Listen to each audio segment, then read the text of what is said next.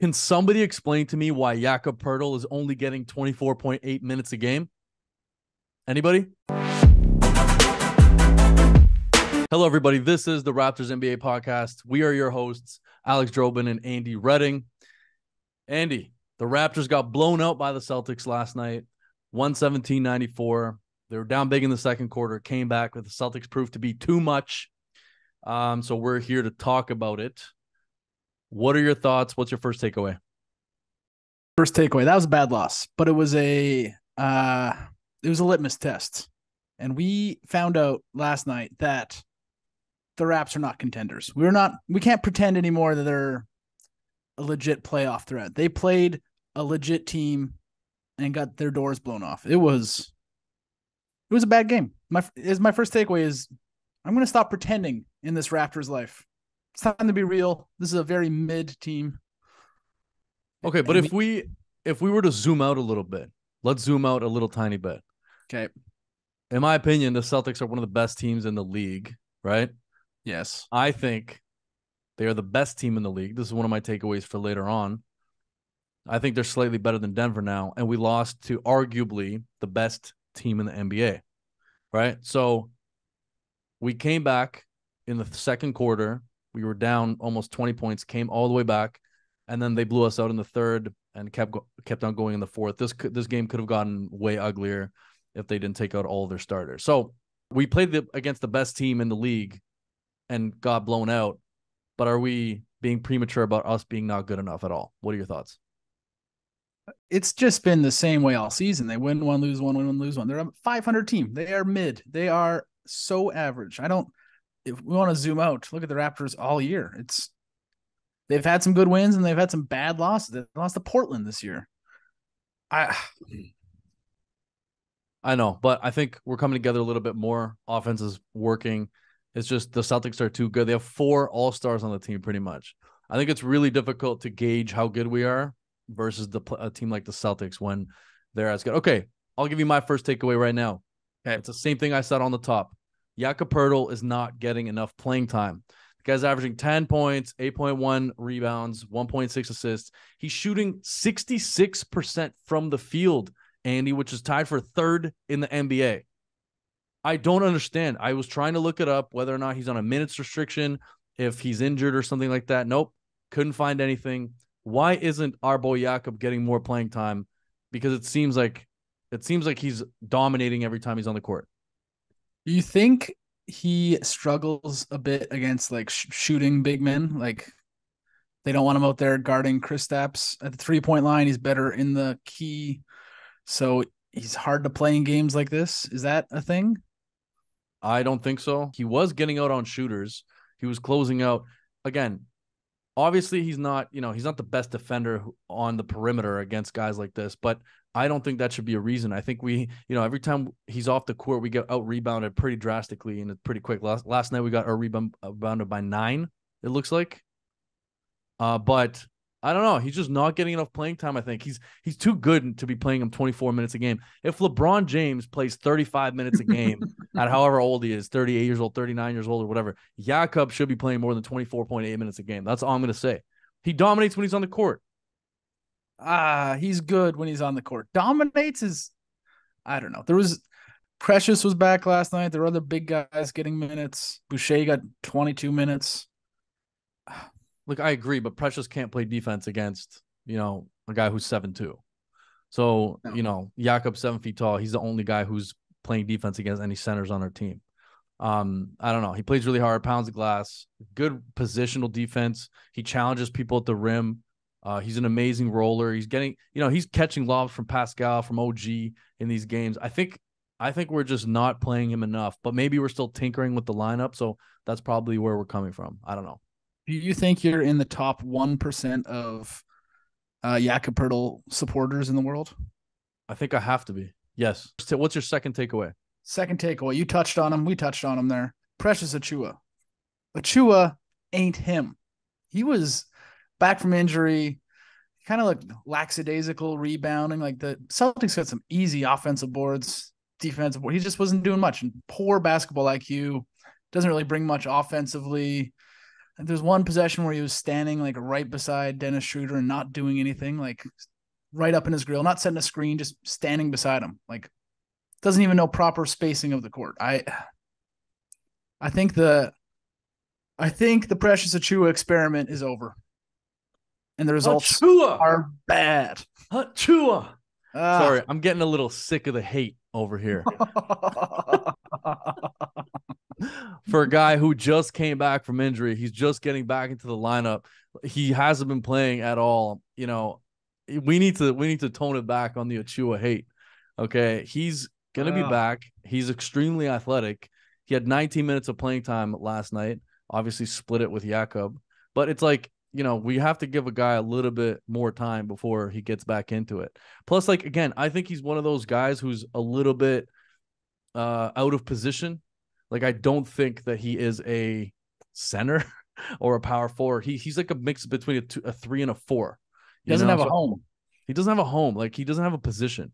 I think he's kind of like Siakam in that sense, where he's between a 3 and a 4, whereas a lot of times he's guarding these centers when he's like 6'7". You know, he's not. I don't care what he's listed at. Here, let's see what he's listed at right now. Actually, what's your he's guess? 6'8", 6'8", 225. Pretty small for playing center a lot of the time. That's what I mean. You can't play center at 6'8". He's not Draymond Green. So I don't know. I understand what you're saying. I just think it's a bit too early for us to establish him as a G League player. I think you're afraid to critique the Raptors here. I'm not afraid to critique the Raptors, but I think we played one of the best teams in the league last night. Okay, what's my next takeaway here? Yeah, what's your next one? Hit me with it. It's gonna be another positive note on the Raptors for sure. After getting their doors blown off. No. My next take is the Porzingis trade was the best deal of the season from any team, and he is proving to be an absolute monster. I think it was the best deal of the year. I think he was a bigger signing than Drew Holiday. He looked ridiculous out there. He plays extremely good defense, catching every lob in the game, and he's just such a good stretch 5 that he pulls everyone out, and he'll bang those shots on everyone's head. It's almost impossible to guard his 3-point shot. And I have a quick little stat for you here that I just love quick little stats that I just came up with. So Kristaps is 7'2", 240. Okay. Wemby is 7'4", 210. Kristaps Porzingis' line this year, he's averaging 19.6 points a game, 6.2 boards, 1.8 assists, shooting 55% from the field, where Wemby is averaging 19.9 points per game, almost the same points, 8.6 boards, 2 more rebounds, and the same assist numbers, shooting 46% from the field. Here's my question for you. Is Wemby the next Porzingis? I was wondering where this was going. I think Porzingis was a huge signing. I kind of went 2 different ways there. I think Porzingis was a huge signing. So let's touch on that first. And then if you want to compare him to Wemby, I would love for you to touch on that as well. Yeah, Porzingis, great move for the Celtics. People kind of wrote Kristaps off a couple of years ago. Huge contract, wasn't really doing much, failed in Dallas with Luka. But last year he was great with the Wizards. So yeah, great move. Helps. It's an area of need for the Celtics. Yeah. Great move. What about him versus Wemby? You know, I feel like a lot of time we forget about Porzingis because last year he was stuck in Washington, didn't get any major NBA time. He wasn't on national TV a lot. And then he had one of his best seasons that he's ever had. And then he comes to this squad here with 3 other All-Stars and is putting up insane. Those are still really good numbers, almost averaging a double-double, and is playing really well. I think Porzingis is one of those guys where if he stays healthy, like he's one of the best players in the league. He's one of the best centers in the league for sure on both ends of the court. But the thing is he's going to stay healthy. So Porzingis, one-time All-Star. Wembanyama, are you saying he's going to be a one-time All-Star? Depending on injury. That's what I'm saying. But these tall guys, you never know. Like Porzingis I think he's had back issues. He's had knee issues, some hip stuff. So it's like these long, big centers that don't have that much. But again, I think Wemby's a little bit different. He's starting up in a kind of in a time where a lot more emphasis is put on, taking care of your body. Whereas Porzingis didn't really have that, 10 years ago when he came into the league. I think it's a little bit more emphasized now. Kristaps is a much better shooter than Wemby. Like, he's a really good 3-point shooter, where Wemby's average to below average. So yeah, shooting very different games. I don't know. 55% from the field for Kristaps, shooting 46% from the field for Wemby. Kristaps is like 40% from three. Wemby's 30%. Regular season. I don't know. I'm not here for the comparison. You don't like it? I don't like it that much. I think Wemby's unique. I think he's a unicorn. I don't know. I don't think he has a comparison.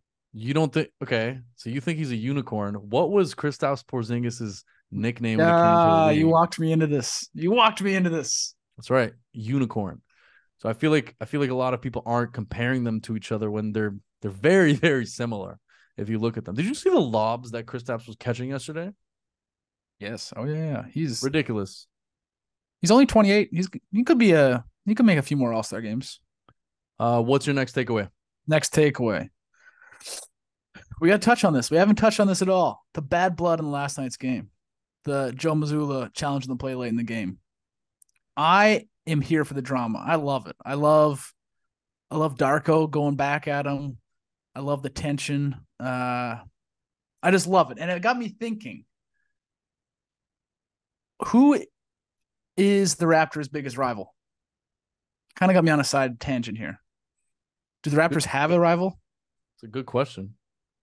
If I was to, first of all, let me touch on the Joe Mazzulla thing. Yeah. That's ridiculous. You don't challenge that call being up. What were they, up 20 when he challenged that call? That was ridiculous. I think the whole bench was pissed off for a reason, because that's absurd. Joe Mazzulla, he's had a couple of weird little incidents over the last little while that people have not been liking. Like, for example, he challenged a reporter that basically he, out of nowhere, I don't know if you saw this, but out of nowhere, Joe Mazzulla goes into how this reporter wrote that the Celtics were shooting too many threes 7 years ago. And he like says something random. He's like, I don't know. He seems a bit childish to me right now. And I think they kind of showed that yesterday with that dumb challenge. So no, now I think the Celtics have always been a rival of ours, but who knows, man? Like, we've been in battles with the Celtics. I was going to say the Cavaliers before because of how the number of times that we lost to LeBron when LeBron just murdered us. Like, yeah, every single year. There was just no chance at all. But I feel like the Celtics are a pretty good rival. Who else? Who else would there be? The Nets was one playoff series. It can't be them. I don't know. I feel like the Raptors don't have a rival. Like, Celtics are kind of close to it, but Celtics fans would never say the Raptors are their biggest rival. They would say the Sixers, I think, or the Lakers. That's a really good. That's a good point. I don't know. But it makes me sad that we don't have a rival. We don't have a rival. I want the drama. I want silly Joe Mazzulla calling terrible challenges, and I want to be angry like I was last night. Let's just call him Silly Joe from now on. Silly Joe. Is Silly Joe going to have a job by the end of the season if they don't win the championship? Who knows, Silly Joe? Silly Joe. Silly Joe. Okay, my next takeaway. The Celtics might win the NBA championship this year. Okay, they have too many weapons, Andy. Too many weapons. They basically have 4 All-Stars in their starting lineup. I don't know. They seem like, and this might be a hot take, but they seem like a slightly toned down version of the 2015-2016 Warriors before they went on their championship run, Andy. That's it. I'm going to say it. If they stay healthy, these 4 together, don't get injured. Tatum stays healthy. Obviously, Porzingis has to stay healthy. It'll be very difficult for anybody, including Denver, to stop this team. Thoughts? One, I'm going to foreshadow with one statement. You're mad. You're mad. You're comparing him to one of the greater teams of all time. That's a little rich. They just lost to a different team this past week. A team that I told you was a legit championship contender before the season. And I believe to be the cream of the crop in the East. The Philadelphia 76ers, led by the best player in the world. So you to compare them to the Warriors, I don't even think they're the best team in the East. You got to win the big games. You got to be the man. You got to beat the man. It's funny you say that because your prediction before the season is starting to look better and better about the 76ers because they look good. Having said that, the Celtics are still 7-2. They're really difficult to stop. And I think in general, if you have a 7-game series against Joel Embiid and the 76ers, I think that the Celtics would take it just based on them having way too many weapons. Especially if Joel Embiid, he tends to get a little bit tired during the postseason. So I think that it's very difficult for them to handle 4 potential all-stars whereas on the 76er side, you just have Joel Embiid and Tyrese Maxey to deal with. Tobias Harris a little bit as well. I don't know. No Kelly Oubre anymore. Poor guy. Poor guy. Shout out to Kelly Oubre. I can't believe that. You and him have more in common than you realize. You were also hit by a car in the past week. Yeah. So I'm driving east on a net. This guy runs a red light coming south on Runnymede. This is for all the hyper local Toronto people. And he runs a red light, just slams right into me, gets out of the car, has the audacity to say that his light was green. Meanwhile, I know all of the restaurant owners around the neighborhood. I went, got myself some footage, some raw footage. Maybe I'll put that into this pot. No, I won't. But clearly ran a red light. Anyways, it was not as bad as Kelly Oubre, whereas he got hit pretty hard as he was just walking. Some broken ribs. Apparently, poor guy. Hopefully he's fine. He's having a really, really good season, I think. Yeah, 16 points a game on a good team. But now he's out for a while. But you, on the other hand, you can't keep you down. You didn't miss one podcast after you got hit by that car. That's right. Not even one. Wait, just back to this for a second. Andy, so you honestly still believe that the Sixers are going to win the NBA championship? You're sticking to that? Yes. Why would I change now when they look better than I thought they would? Even better than I thought they would. Okay. All right. Interesting. So what about Denver? Are you not thinking that Denver has the ability to beat either them or the Celtics? We agree that it's probably going to be Celtics 76ers in the Eastern Conference Final. Correct? Yes. Okay. Yeah. So if that's not even what I was thinking before the season started, but now that that's kind of happening, I don't know, as long as they both stay healthy. But you think regardless, they're both or they're going to beat Jokic and the Nuggets? I think it'll be close. I could be like a 7-game series, but I'll still take the 76ers right now. They're hungry dogs. All right, everybody, switching gears. We have a new segment just for you. This segment is called Are You Mad? With our resident statistician, Alex Chisholm. Alex has won 3 out of our past 5 NBA basketball fantasy leagues. So he knows what he's talking about. So basically the way that it'll work is that we're going to ask him 2 questions each, and he's going to tell us if he thinks that's mad or if it makes sense. All right. So Andy, if you want to start off with yours. Hi, Chisholm. Thanks for helping us out with these takes. My first take, James Harden makes the LA Clippers worse. That's a proper take now, isn't it? Wow. Hold on a second. So you do think that James Harden makes the Clippers worse? Yeah, I think he's going to be partying too much, toxic in the locker room, coming in smelling like booze. This doesn't have a strong determination. Not a strong determination. Okay, but what about if he starts flowing with the team? Because I have a completely different take on that. I think he is going to make them better. They could be clashing with Westbrook personality-wise, and they both need the ball to score. So that as well. Yeah. All right. Strong take. My first one. Scottie Barnes is already better than Jayson Tatum. Are you mad? Well, that could be true eventually, but not quite there yet. I'd say he's maybe a top 20 player. Tatum's top 10, right? But Scottie does have that dog in him. More dog than Tatum. Tatum's a bit soft. He's a bit soft. Think Scottie's a slightly better defensive player. He's got 2 blocks a game. He's playing out of his mind so far, right? So you're saying that it's not the situation right now, but it could possibly be that way in the next few years. Yeah, just a little bit more development. If you were the Raptors and the Celtics were like, hey, we'll trade you Jayson Tatum for Scottie Barnes, would either of you take that trade or reject it? Yes. Absolutely not. Absolutely not.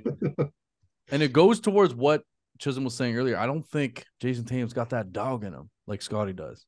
And he's a way better defensive player, Scottie is.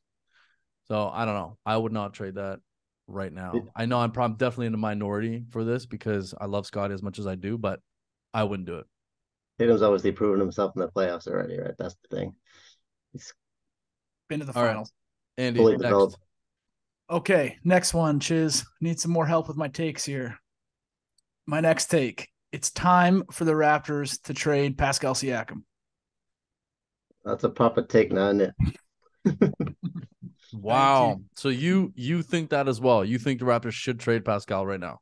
Yeah, Scottie's already the best player on the team. You can build around Scottie. He can develop into a nice leader. I don't think Pascal's quite the leader we need. We can get some young prospects, get some more picks, you know. Pascal's sneaky old too. He's turning 30. He's getting up there. Like he's not a young buck anymore. Interesting. So, okay, I have a question for both of you guys. If you were to trade Siakam for somebody, you don't have to give any specific names, but what would we be looking for in that Pascal trade? Would it be shooting? Would it be rebounding? Would it be, like some more size? What would it be? Some youthful dogs. Yeah. Draft picks.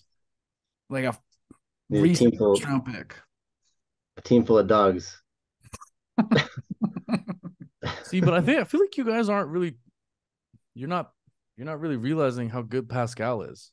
Well, you could get a lot of first-round picks for him. You can get 3 first-round picks for him, plus a young guy on a team with upside.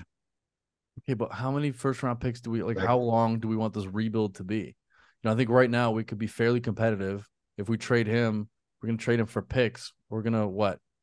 But it's not exactly a rebuild because I think Scottie's going to develop into a top 10 player and a leader within the next couple of years. Okay, but then even if that is the case, it's going to be we're going to be this team that's neither here nor there, right? For quite a while. So it just seems like we keep pushing things back. Like if I was to trade Pascal, for example, which I don't want to do for the record, but if I was to trade him, I would try to trade him for somebody who can help right now. A younger player who can possibly, who will be with us for the next 3 to 4 years that Scottie and him can build around. Whereas you guys are talking about picks, like who cares? Who cares about picks, man? I don't like picks anymore. I'm not down for any more picks. I'm not down to keep rebuilding. We tasted that championship in 2019. I want to taste it again. These rookies are coming in hot these days, though. How did the Raptors acquire Scottie Barnes? Remind me how they did it. Was it a trade, a free agent? No, that was a pick. Picks are good. Yeah, but again, that was 2 years ago now. So we're in Scottie Barnes' 3rd year. So if we get another few picks, they're not going to be next year's picks, most likely. We're going to have another 2 years before we have another good rookie, for example, and then that'll take another 2 or 3 years for that rookie to develop. So we're talking about another 3-4 years down the line. So I think if you have the best player on the floor, if Scottie can become that, then you got a chance to make a playoff run either way. Okay. My next take for you, Chiz. I need more help. Next take. The Celtics are better than the Denver Nuggets already. Are you mad? When you have the best player in the world, it's just hard to beat. It's just hard to beat you. And you got Jokic. Also, you got MPJ in the mix coming in hot this year. Aaron Gordon taking a step up again. Got a good squad. That's a good point. What about Jamal Murray being out? What do you think of that? I think that's a huge drop off that not too many people are talking about as much as they should be. They got enough depth to withhold that. I mean, they can take it for a few months. When it comes back, we're coming hot. We're coming ready. Andy? If our listeners can't tell, Alex is really bullish on the Celtics. Very, very bullish. I'm bullish on the Celtics. They call me the Bull. Chiz, before you came on, he compared them to the 2015 Golden State Warriors.